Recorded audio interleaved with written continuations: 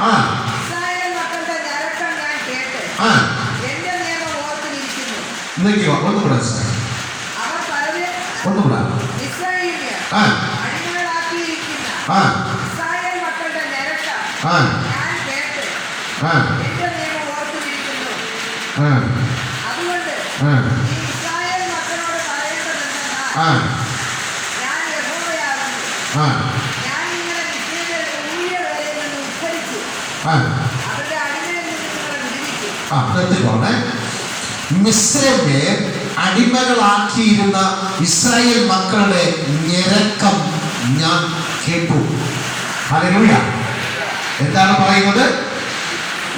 മിസ്രൈമ്യർ അടിമയിലാക്കിയിരുന്ന Israel ജനത്തിന്റെ ഞരക്കം ഞാൻ കേട്ടു. എന്താണ് ഈ ഞരക്കം? വേദന അല്ലേ? ഇന്ന് മനുഷ്യൻ പിശാചിന്റെ അടിമയിലാണ് കിടക്കുന്നത്. ഇന്ന് മനുഷ്യർ അവൻ ഇസ്രായേലിന്റെ അടിമയിലാണ് കിടക്കുന്നത്. ഇന്ന് അവൻ യേശു കർത്താവ് അവൻ അടിമത്തത്തിൽ കിടക്കുന്ന ജനത്തിനെ സ്വതന്ത്രമാക്കാം എന്ന് പറഞ്ഞാൽ, അവൻ നിനക്ക് സ്വാതന്ത്ര്യം തരാമെന്ന് പറഞ്ഞാൽ, നിന്നെ നന്മയിലേക്ക് കൊണ്ടുവരാമെന്ന് പറഞ്ഞാൽ, ഇന്ന് മനുഷ്യൻ അനങ്ങുന്നില്ല. അവൻ പറയുന്നത് ഒറ്റ വന്നേയുള്ളൂ, എനിക്ക് അടിമവേല മതി. എന്താണ്? എനിക്ക് അടിമവേല മതി. ഞാൻ സാത്താന്റെ കീഴിൽ കിടന്ന് ഞാൻ അടിമവേല ചെയ്തു കൊള്ളാമെന്ന് അവന്റെ തന്ത്രങ്ങൾക്കകത്ത് കിടന്ന്, അവന്റെ ആധിപത്യത്തിന്റെ അകത്ത് കിടന്ന്, അവന്റെ രോഗത്തിനകത്ത് കിടന്ന്, ഞാൻ അവിടെ കിടന്ന് അടിമവേല ചെയ്തു കൊള്ളാമെന്ന് ഇന്ന് ജനം വാദിക്കപ്പെടുന്നു.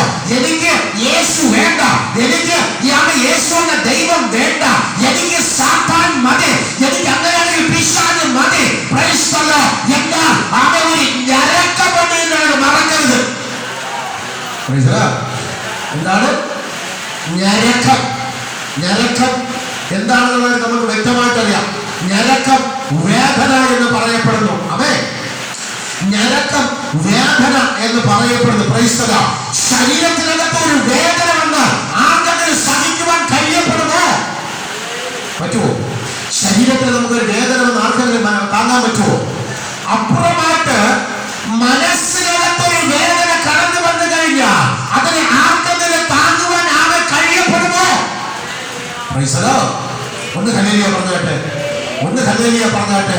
ഇതാണ് മിസ്രൈമിലെ അടിമവേലയിൽ കിടക്കുന്നവർക്ക് വേണ്ടി അവൻ ഒരുക്കി വച്ചിരിക്കുന്ന ഞരക്കം.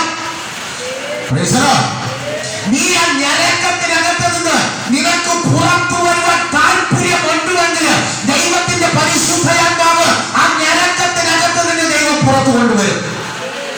ആരും ആമേൻ പറഞ്ഞില്ല. ഹല്ലേലൂയ. ശക്തിയോടെ രോഗം മുഖേന ഞരക്കം. എത്ര തന്നെ ആന്റിബയോട്ടിക് എടുത്തിട്ട്, എത്ര തന്നെ ഡോക്ടർമാരെ മാറി മാറി കണ്ടിട്ട്, പല വ്യക്തികൾ അടുക്കൽ വൈദ്യന്മാർ അടുക്കൽ പോയിട്ട് എന്റെ ഞരക്കത്തിന് ഒരു മാറ്റവും വരുന്നില്ല. ഹല്ലേലൂയ. ശക്തിയോടെ എന്റെ കുടുംബത്തിനകത്തുള്ള ഞരക്കത്തിന് മാറ്റം വരുന്നില്ല. എന്റെ ശരീരത്തിനകത്തുള്ള വേദനകൾക്ക് മാറ്റം വരുന്നില്ല. എന്റെ ഉള്ളിനകത്ത്, എന്റെ ഹൃദയത്തിനകത്തുള്ള വേദനകൾക്ക് മാറ്റം വരുന്നില്ല. ഹല്ലേലൂയ.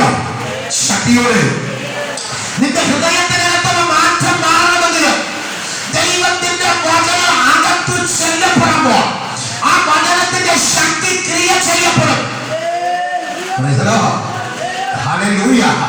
ദൈവത്തിന്റെ വചനം അവന്റെ ആത്മാവിനകത്തിന്റെ ഹൃദയത്തിനകത്ത് കടന്നു ചെല്ലപ്പെടുമ്പോൾ അവൻ ദൈവിക വചനം ശക്തിയുള്ളതായതുകൊണ്ട് അവൻ ദൈവത്തിന്റെ വചനം ശക്തി വെച്ചകളെ തുളച്ചു കയറുന്ന ഇതുമായിട്ടുള്ള മൂർച്ചയുള്ള വാളായതുകൊണ്ട് തന്നെ അവന്റെ ഹൃദയത്തിനകത്തുള്ള വേദനകളെ ദൈവത്തിന്റെ പരിശുദ്ധാത്മാവ് സൗഖ്യമാക്കുവാൻ തുടങ്ങപ്പെടാം.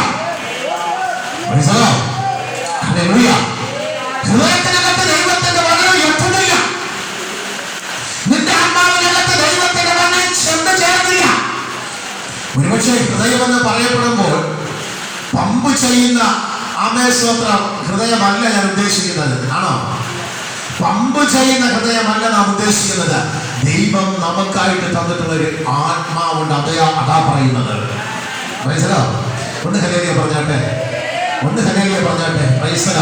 ദൈവം നമുക്കായി ചിന്തിക്കുവാനും നമുക്ക് ആകെ പലതും നമുക്കുള്ള ഹൃദയത്തിനകത്ത് തോന്നുവാനും അത് നല്ലതെന്ന് തോന്നുവാനും അത് ചീത്തനെന്ന് തോന്നുവാനും ഇല്ലെങ്കിൽ ആരും പറ്റൂടാന്ന് അവിടെ പ്രശ്നങ്ങൾ നടക്കുന്ന തോന്നിക്കുന്ന ഒരു ഹൃദയം ദൈവം നമുക്ക് തന്നിട്ടുണ്ട്.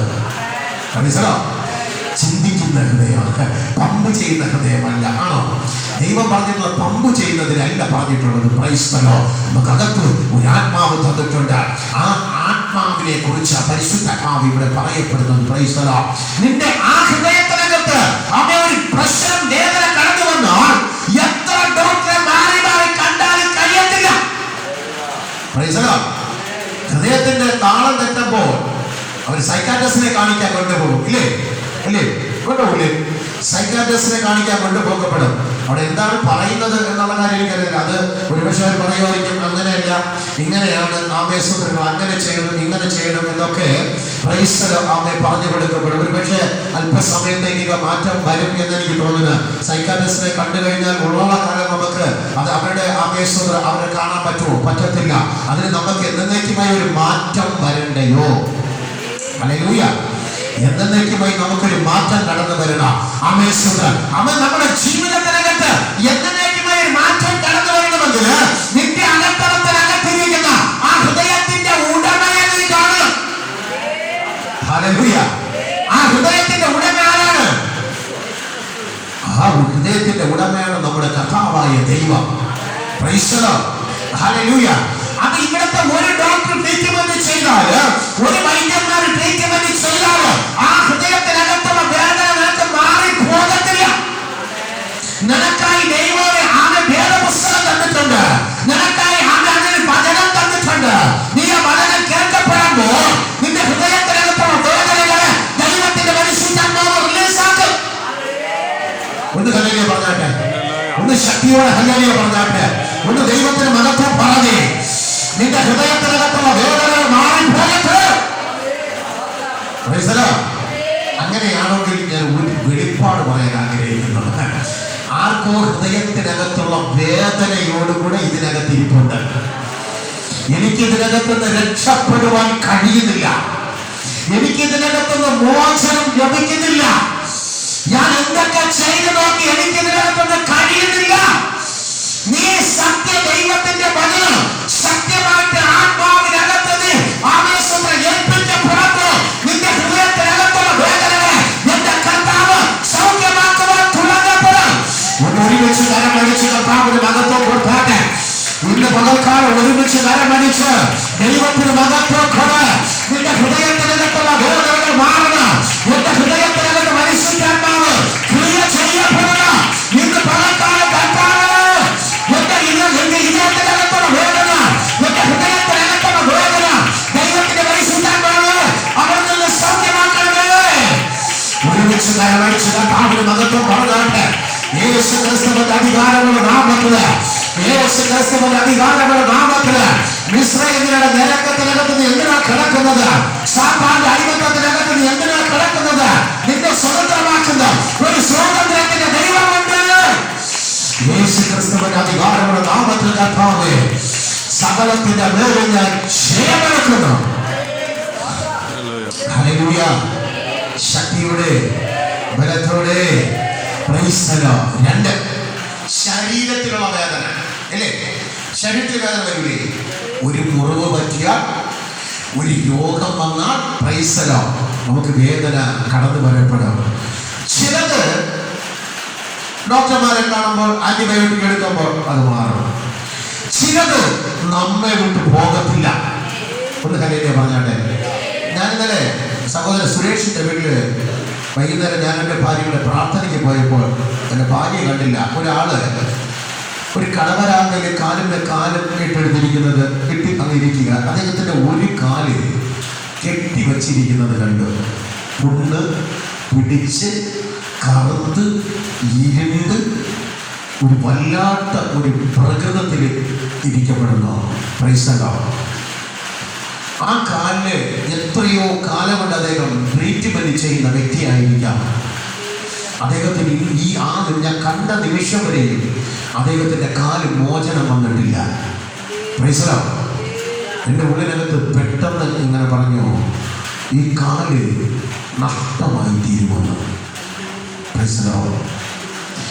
ആ കാലിന്റെ വേദന എന്തുകൊണ്ടാണ് അദ്ദേഹം ട്രീറ്റ്മെന്റ് ചെയ്തിട്ടും ഞാൻ കണ്ടില്ല അദ്ദേഹം ട്രീറ്റ്മെന്റ് ചെയ്തത്. പക്ഷെ അദ്ദേഹം മറ്റേ ആശുപത്രിയിലെ തുണി, പഞ്ഞി ഇതൊക്കെ വെച്ച് കാല് കെട്ടിവെച്ചിരിക്കപ്പെടുന്നത് ഞാൻ കാണുവാനായിട്ട് സാധിച്ചു. പക്ഷെ അദ്ദേഹത്തിന് മാറ്റം വരുന്നില്ല. ചിലത് എന്തുകൊണ്ടാണ് പുണ്ണു വന്നാലും കാല് വേദന വന്നാലും അവനെ പൊറുക്കാത്തത്? അവനെ ട്രീറ്റ്മെന്റ് ചെയ്യപ്പെടുന്നു, അതിന് വേണ്ടുന്ന എല്ലാ സാഹചര്യങ്ങളും ചെയ്യപ്പെടുന്നു, നല്ല ഡോക്ടർമാരെ ഞാൻ ചെന്ന് കാണപ്പെടുന്നു. എന്നാ എന്റെ കാലിനെ വേദനയ്ക്ക് ഒരു സൗഖ്യവുമില്ല. എന്തുകൊണ്ടായിരിക്കും? മന്ത്രവാദത്തിന്റെ ശക്തിയാൽ ഒരു മനുഷ്യന്റെ കാലിനെ തളച്ചിട്ടിരിക്കുകയാണ്. ഞാൻ പറയും, അദ്ദേഹത്തിന്റെ ഈ പോകുമെങ്കിൽ അദ്ദേഹത്തിന്റെ കാല് നഷ്ടമായി തീരാൻ സാധ്യതയുണ്ട്. ഞാൻ പറയണ നഷ്ടമായി തീരരുത്. ഒരു അവയവം നമുക്ക് നഷ്ടമായി പോയാൽ അതിൻ്റെ വേദനയും ദുഃഖവും ആ നഷ്ടപ്പെടുന്ന ആളിന് മാത്രമേ അറിയാൻ പറ്റത്തുള്ളൂ, ഇല്ലേ? ഹല്ലേലൂയ. ശക്തിയോടെ, ബലത്തോടെ ഒന്ന് ഹല്ലേലൂയ പറഞ്ഞാട്ടെ. ദൈവത്തെ കരമുയർത്തി സ്തുതിച്ചാട്ടെ. അങ്ങനെ ട്രീറ്റ്മെന്റ് ചെയ്തിട്ട് മാറുന്നില്ല. അങ്ങനത്തെ ട്രീറ്റ്മെന്റ് അല്ല എടുക്കേണ്ടത്. നീ യേശുവിന്റെ സന്നിധിയിൽ വന്ന് ട്രീറ്റ്മെന്റ് എടുക്കണം. ഞരക്കം, വേദന, അദ്ദേഹത്തിന് വേദന കാണുമോ? കാണത്തില്ലേ? ആ ശരീരത്തില് ഇപ്രകാരം കാലിനൊരു വേദന വരുമെങ്കിൽ അത് കാലിന് മാത്രമല്ല, അത് മനസ്സിനകത്ത് വ്യാപരിക്കപ്പെടും. കർത്താവേ, ഞാൻ വേദന നാളുകൾ കൊണ്ട് ആമേശ്വരം ഒരുപക്ഷെ കർത്താവെന്ന് വിളിക്കത്തില്ല, അത് വേദന കൊണ്ട് ഒരു പ്രാവശ്യം എന്നതിൽ ദൈവമേ എന്ന് വിളിക്കത്തില്ലേ? ദൈവമേ എന്ന്. ഇനി എത്ര കരിങ്കുറ്റിയാലും ശരി തന്നെയാണ്. കരിങ്കുറ്റി കർത്താക്കാരെന്നല്ല ഉദ്ദേശിക്കുന്നത്.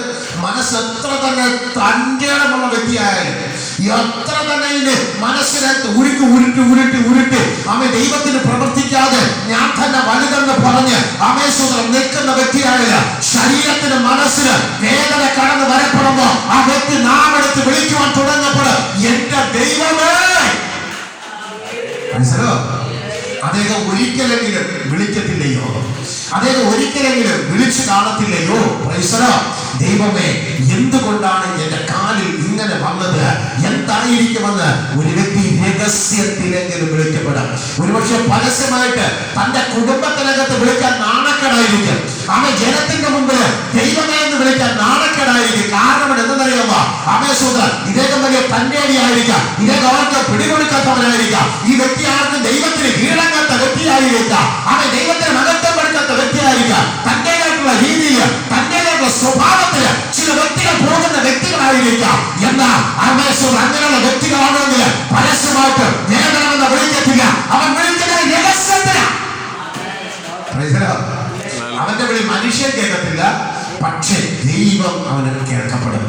എന്നാൽ ആ കാലിന്റെ ഞരക്കം മാറണമെങ്കിൽ, അവന്റെ ശരീരത്തിലേക്ക് ഞരക്കം മാറണമെങ്കിൽ, അവന്റെ ഹൃദയത്തിന് അതുമുഖേന വന്ന ഹൃദയത്തിനകത്ത് വന്ന ഞരക്കം മാറണമെങ്കിൽ അവൻ യേശുവിന്റെ സന്നിധിയിൽ വന്നാലേ മാറത്തുള്ളൂ. ഒന്ന് ഹല്ലേലൂയ പറഞ്ഞാട്ടെ. ഹല്ലേലൂയ. ശക്തിയുടെ ആരുടെ ഞരക്കവും കണ്ട് ദൈവം പ്രവർത്തിക്കുവാൻ വില്ലിങ്ങ. ആരുടെ വേദന കണ്ട് ദൈവം ആവശ്യത സൗഖ്യമാക്കുവാൻ ശക്തനായ ദൈവം തന്നെയാണ്. എന്നാൽ മനസ്സ് വയ്ക്കേണ്ട സമയത്ത് ദൈവസന്നിധിയിൽ നാം മനസ്സ് വയ്ക്കണം. ഒന്ന് ഹല്ലേലൂയ പറഞ്ഞാട്ടെ. Price the Lord. ഹല്ലേലൂയ. ഞരക്കം പല രീതിയിൽ വരും. ശരീരത്തിന് മുറിവേറ്റാൻ മാത്രമല്ല, മനസ്സിന് മുറിവേറ്റാൻ മാത്രമല്ല വരപ്പെടുന്നത്. തൻ്റെ കുടുംബത്തിനകത്ത് തൻ്റെ മക്കൾക്ക് ഭർത്താവിന് പ്രശ്നം വരുമ്പോൾ ഞരക്കം കടന്നു വരപ്പെടും. മക്കൾക്ക് ഒരു പ്രതിസന്ധി കടന്നു വരപ്പെടുമ്പോൾ ഞരക്കങ്ങൾ, വേദനകൾ കടന്നു വരപ്പെടാം. എൻ്റെ കുടുംബത്തിനകത്ത് മാത്രം എങ്ങനെ എങ്ങനെ സംഭവിച്ചു ഇത്?